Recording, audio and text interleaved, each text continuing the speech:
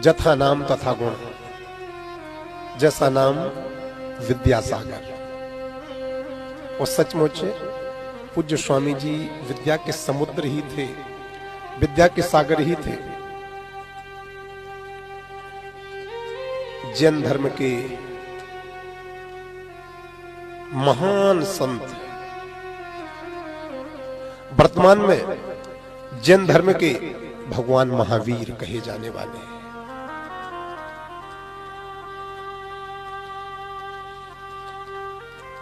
विद्यासागर महाराज जी ने परसों रात्रि में समता पूर्वक समाधि को धारण किया।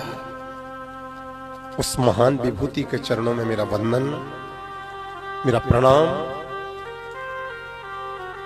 विद्यासागर महाराज जी के जैसे महान संत, विश्व वंदनीय संत धरती माता पर कभी कभी आते हैं, बहुत कम होते हैं।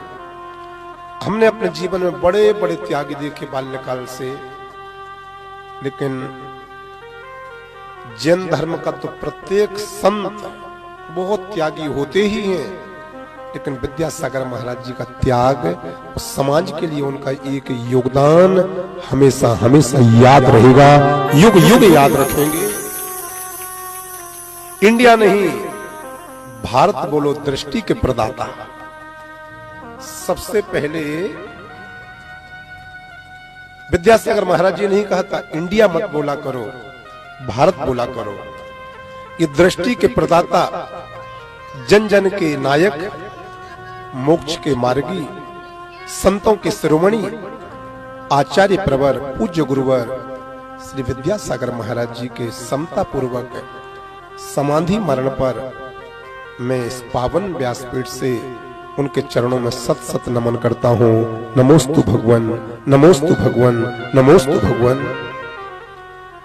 धरती माता से सदा सदा के लिए एक दिवाकर अस्त हो चला स्वामी विद्यासागर महाराज जी। मैं अश्रुपूरित होकर के चरणों में वंदन करता हूं और भगवान श्री आदिनाथ ऋषभदेव जी से और भगवान श्री महावीर स्वामी जी से यही कहूंगा कि विद्यासागर महाराज जी का अवतार इस भारत भूमि के लिए फिर से प्राप्त हो गए, फिर से प्राप्त हो गए।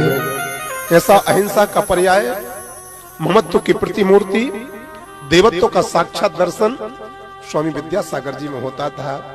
मेरा तो सौभाग्य रहा, मुझे 3 बार पूज्य महाराज श्री का दर्शन करने का सौभाग्य मिला। एक चतुर्मास महाराज जी का भोपाल में था, 10 नंबर के आसपास, तो मैंने एक चतुर्मास में महाराज जी का दर्शन भोपाल में किया।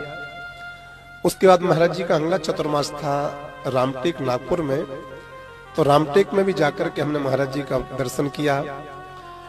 तीसरा महाराज जी का चतुर्मास था नेमावर में, वहां पर भी जाकर के मैंने पूज्य महाराज जी का दर्शन किया।